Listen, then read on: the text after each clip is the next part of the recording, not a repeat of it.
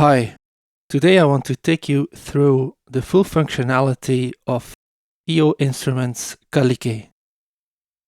KALYKE is marketed as a dual function generator, but personally I'd rather look at it as an LFO with envelope capabilities and a full-blown ADSR section. There's some interesting normalization going on that lets you use the ADSR to attenuate the LFO with a built-in VCA, which I think is really interesting, and I haven't seen this feature on any other module before. I want to thank the people at EO Instruments for supporting my work on this video, by the way. Now, before I go into the details of what all the features on KALYKE do, let me first play you some patch and sound examples that demonstrates a little bit about what you can do with this module.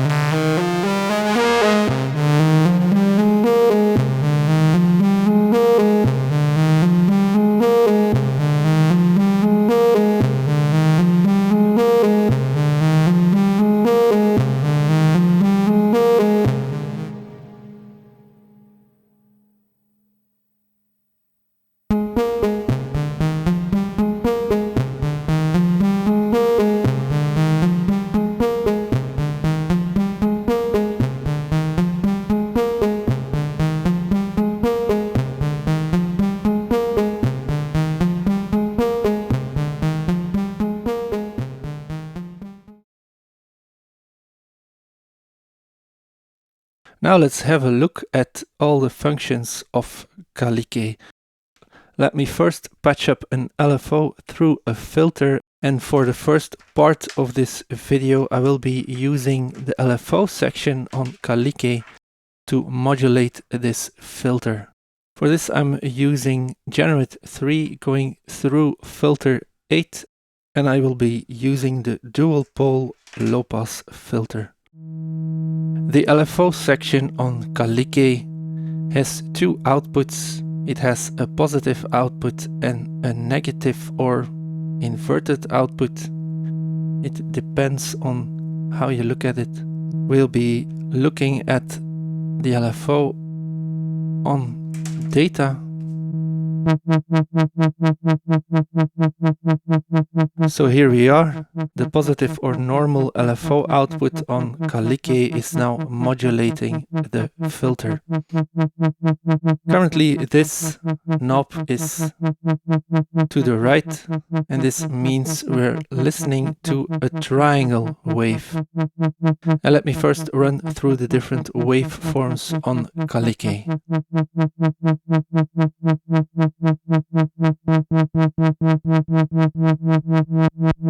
So the triangle morphs into a saw wave.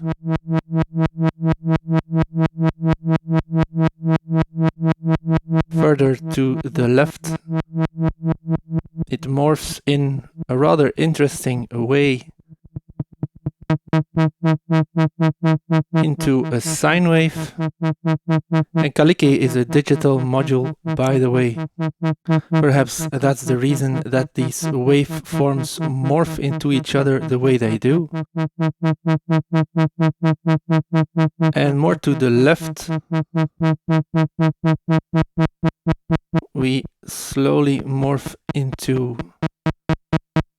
a narrow pulse wave, but the more anti-clockwise we go, the wider the pulse gets, until it's just a static DC signal.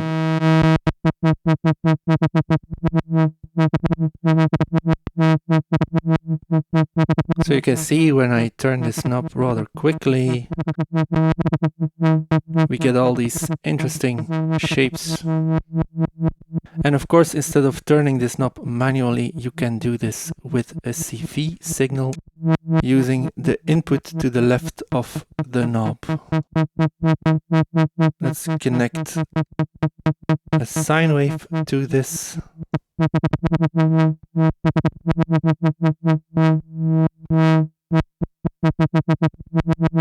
And now you can see that the CV signal we're sending in is modulating the wave shape for us.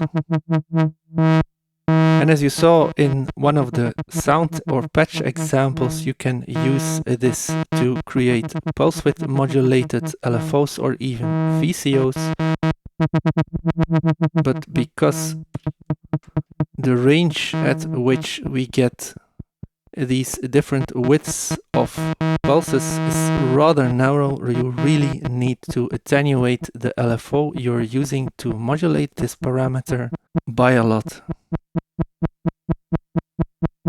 Let me change the settings on my scope to demonstrate what this button does. Currently it's not pressed, it's in the depressed position. And this gives us an LFO between -5 and +5 volts. But when you press this button, the LFO becomes a unipolar LFO oscillating between 0 and 10 volts. There's also a negative LFO output. And in the bipolar setting, when this button is not pressed down, this just gives us the inverted LFO shapes. But when we press this button, you can see that it goes below 0. So essentially this is also just the inverted version of what we are getting out of the positive output. So back to the regular LFO output. As you might have noticed, there is a button here marked S and H, sample and hold. If you press this,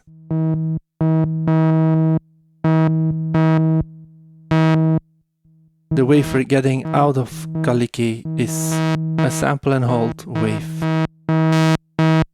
And turning this knob doesn't do anything when we're in the sample and hold setting. We can change the speed of this LFO by turning this knob here.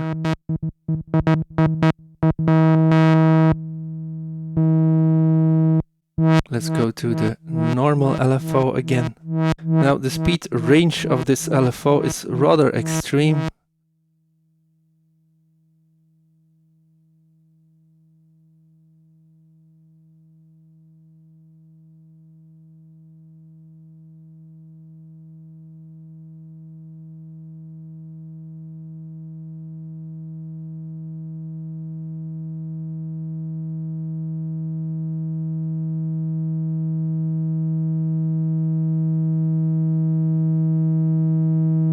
It is stated in the manual that at the minimum setting this LFO has a cycle or period of 70 minutes.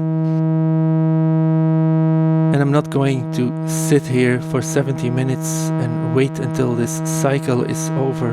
But you can hear this is a really slow LFO. Turning it to the right, of course, increases the speed.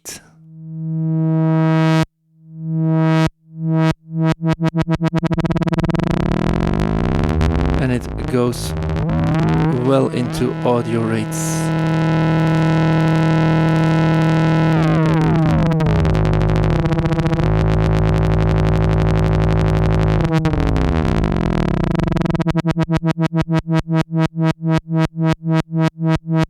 We can modulate this speed by using external CV. Let me just use the sine wave from before.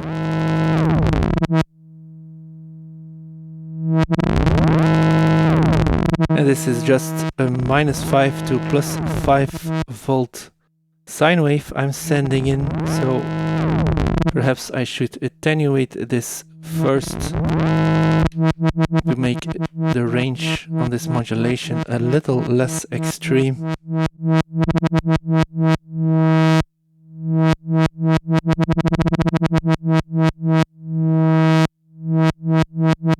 So that's what this input is for. Now let's have a look at what this knob is for.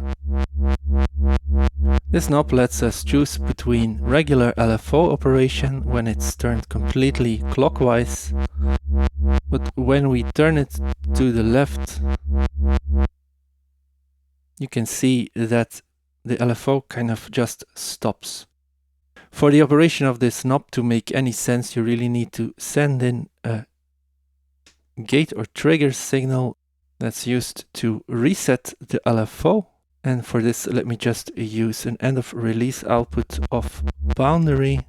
And as you can see and hear, this reset input kind of acts as a trigger for the LFO that's now more of an envelope. At the minimum position of this knob, it's actually just going through one cycle. And now you can see that by turning this knob, you can change the starting phase of the LFO. Let me slow down the speed of this trigger. Maybe that's a little bit too slow. If we now start turning this knob to the right,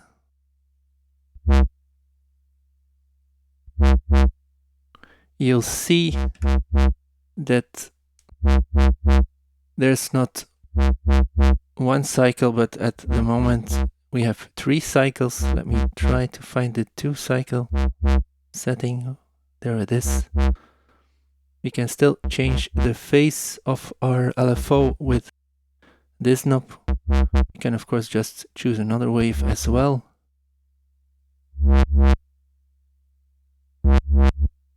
And turning it to the right increases the amount of cycles the LFO goes through whenever it receives a reset or, I guess, trigger signal.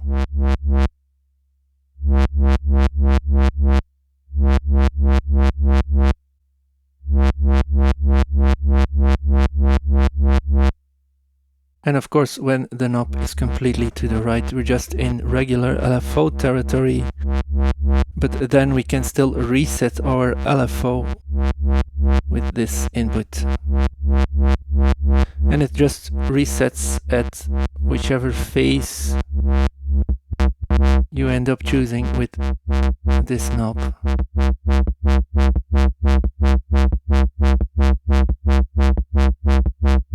Which, as you can hear, can produce interesting results. When in this mode, you can of course still change the speed of your LFO.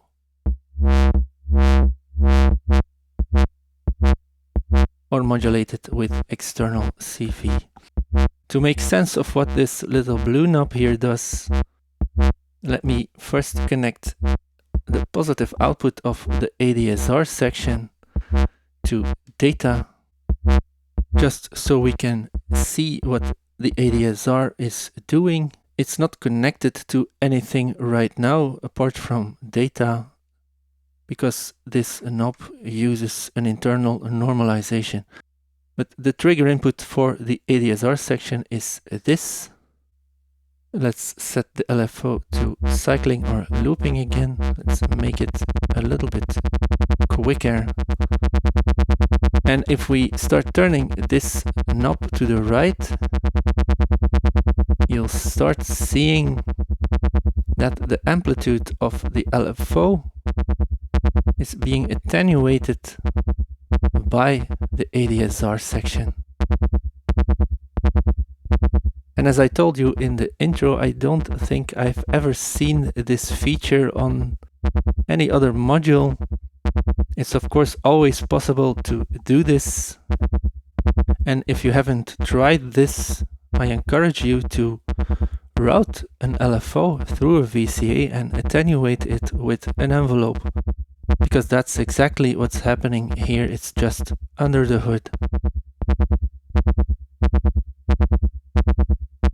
And as you saw in the sound examples, modulating the speed while using this built-in VCA feature can really yield interesting results. And you can also see that when I change the shape of the ADSR, that the amplitude of the LFO follows this shape.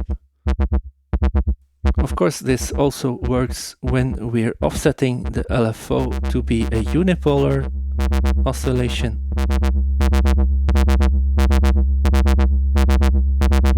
And this also works when using the negative LFO output.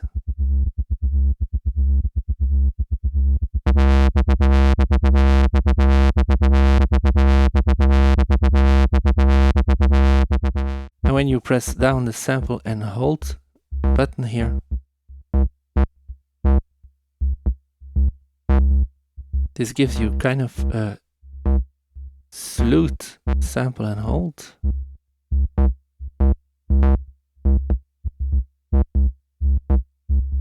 Which, as you can hear, is really unique, and I think that's a really interesting feature of this module.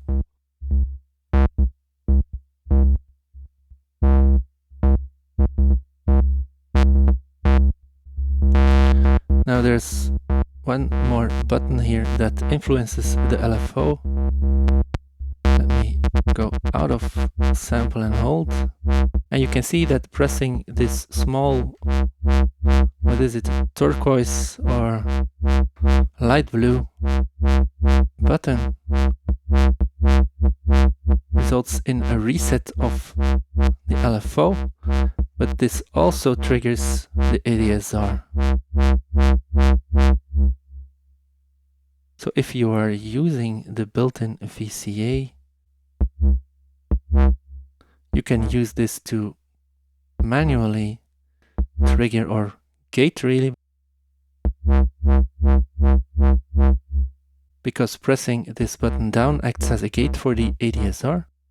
So you can manually gate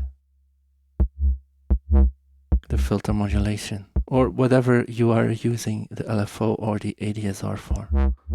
I think we covered most of the functionality of the LFO, if not all. So let's now have a closer look at the ADSR section on KALYKE. The ADSR section has several outputs, two of which output the ADSR itself. There's one positive and one negative or inverted. Let's have a look at the regular output first. I'm just manually gating it for the moment. So let's just do this first. The maximum amplitude of the regular output is 7.5 volts, and in an ADSR envelope, if you turn everything down and turn up the sustain, which is this slider, it really just acts as a gate. Increasing the release gives us a kind of tail to this gate. The attack slider gives us a slower or slewed rise. When you now turn down the sustain, you can see that after the attack phase has finished, the level or amplitude drops to whatever we set with the sustain slider, and the speed of this drop or the slope is controlled by the decay parameter.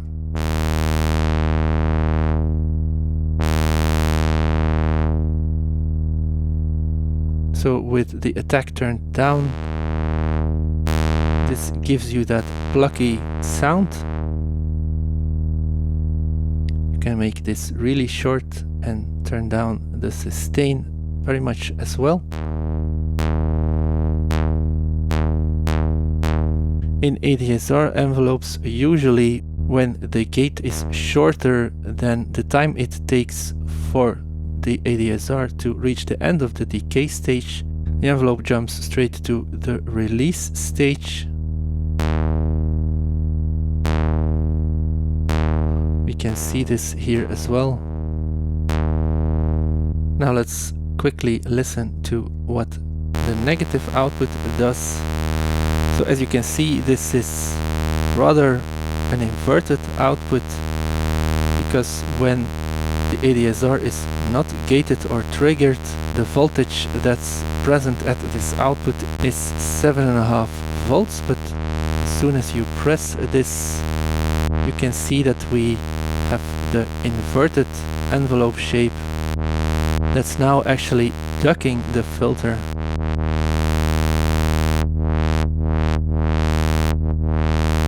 And this is of course very interesting for when you want to use an envelope as a kind of sidechain compressor.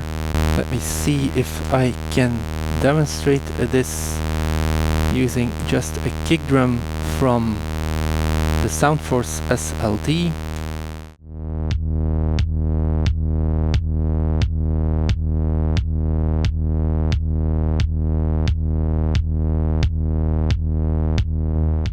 I haven't showed you what this knob here does yet.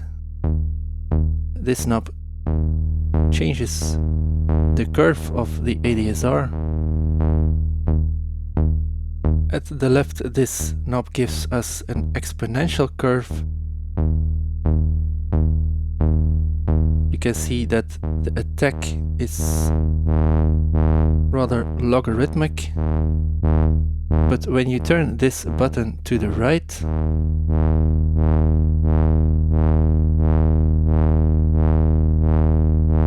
you can see that not only is the time increased,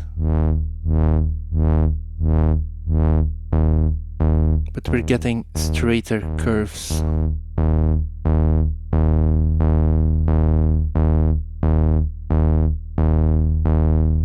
And you can see when this knob is completely to the right. It gives us almost straight curves. But personally, I like my envelopes to be somewhat exponential. There's 4 modulation inputs that change or modulate the settings of the sliders here. Let me just send in the slow LFO that I have been using earlier.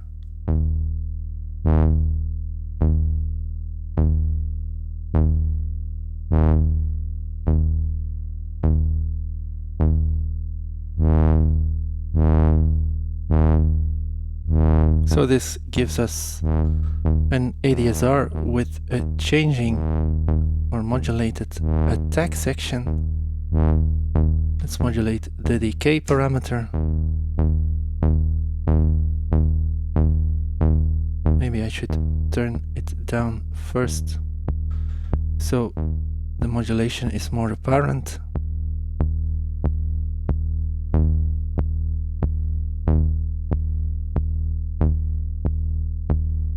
We can modulate the sustain setting as well.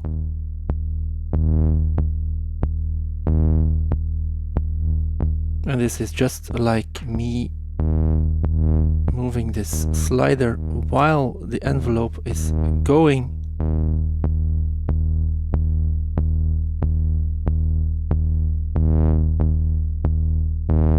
So that's why we're getting those shapes on the scope.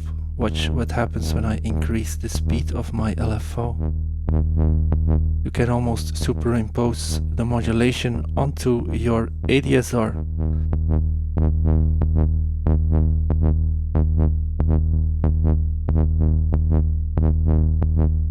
And of course we can also modulate the release setting.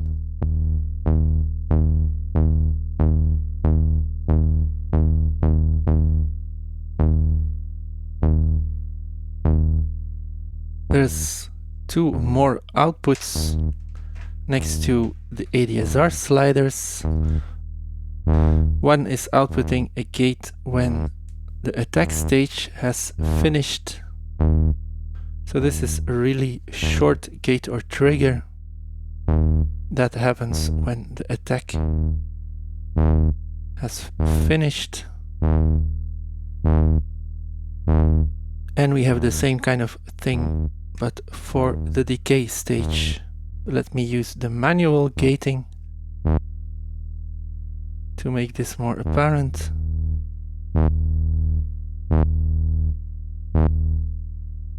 Let me briefly show the attack trigger, or end of attack I should say. Let's use an external trigger again. Now let me show you the interesting behavior of this button. Let me first press it down.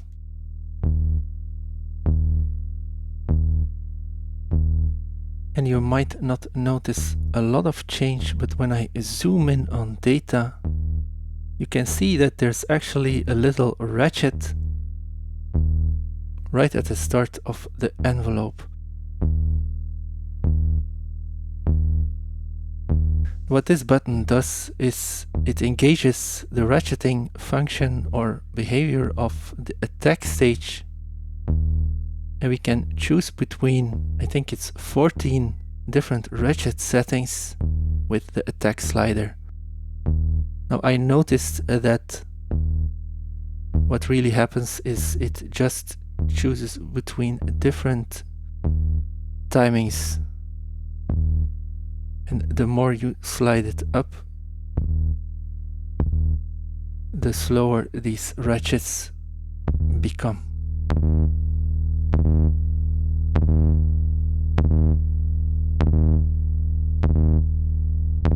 And the decay, sustain and release sliders still affect the behavior.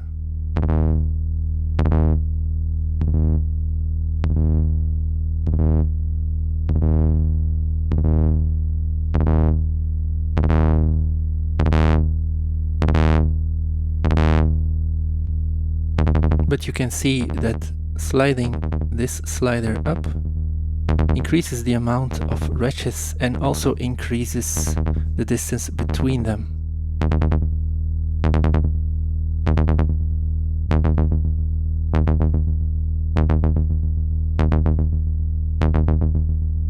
Sadly, I tried it and there's no way to modulate this setting. When you send external CV into the CV input for the attack stage, it has no effect over this ratchet function.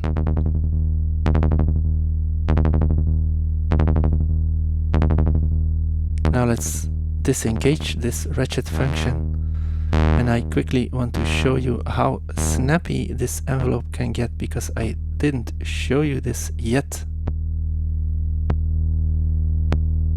So with everything down, we're not hearing anything. Let's increase the decay. So this is really a short decay.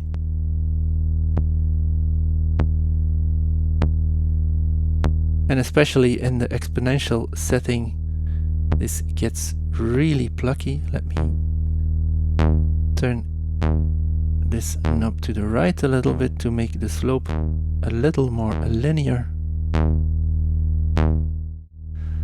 So now I have removed the trigger from the ADSR to demonstrate the looping function of the ADSR. And this just loops the ADSR from A to R, so the complete envelope is being looped.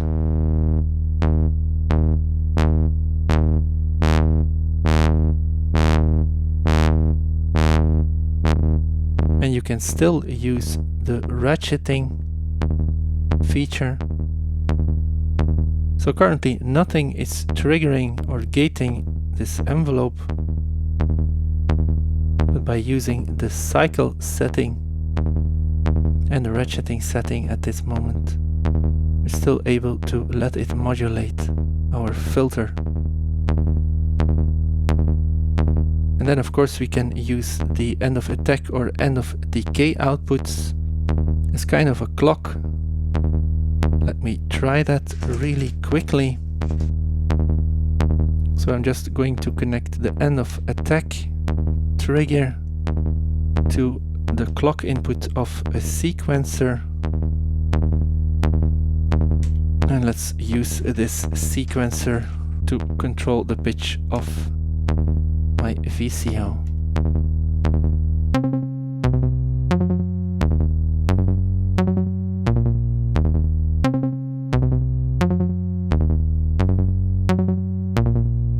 And then of course changing any of the parameters will change the length of the looped ADSR and will therefore also change the speed of these triggers that I'm now using as a clock.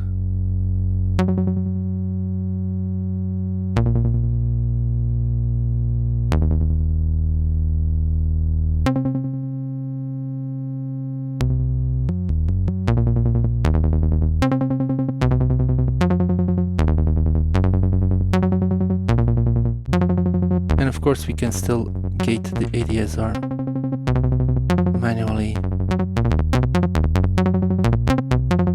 But this is, in this looping behavior, more of a reset, because the ADSR will keep looping anyway. And then there's still the freeze button.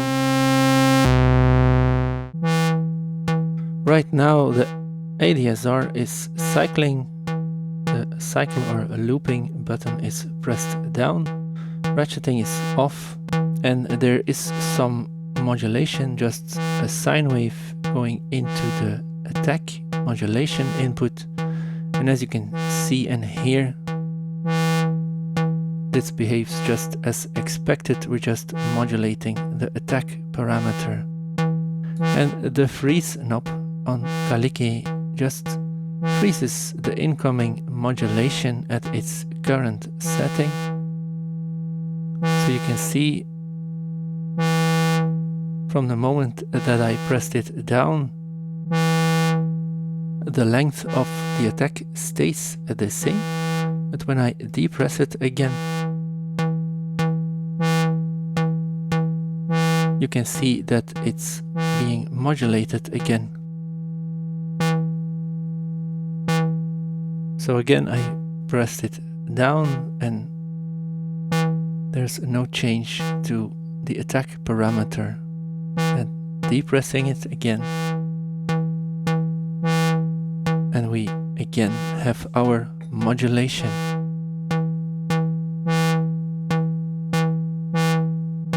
It's probably very apparent, but I've been using external modulation to modulate the parameters on KALYKE, especially on the ADSR. But you can, of course, also just use the LFO of the top section here to modulate the parameters.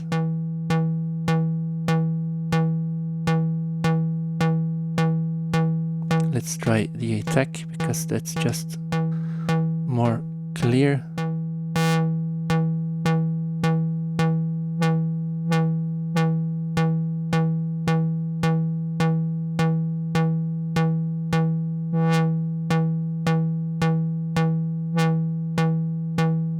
And there's all these kind of feedback patches to be discovered on KALYKE, but I think that's up to you to explore.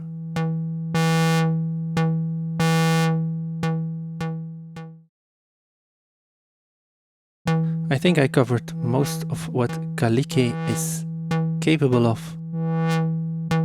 So I'll conclude the video here. I just wanted to add that the build quality of KALYKE is really good. This front panel, even though it's blue, it is not PCB material. It's rather really thick aluminium. The sliders and the knobs and the buttons feel very good to use. The knobs are a little bit wobbly, but I've seen much worse.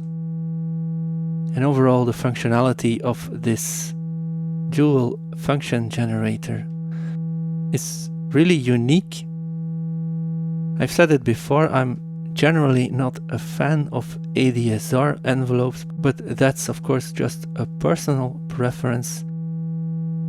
I think it's good to have at least one ADSR envelope in your rack if you have the room for it. And with the built-in LFO and this cool normalized attenuator, this is a really interesting module if you are looking for an ADSR envelope with a lot of modulation inputs, and that's also capable of a little bit more than just your standard envelope duties. I hope you learned something about the EO Instruments KALYKE. Thank you very much for watching. Bye.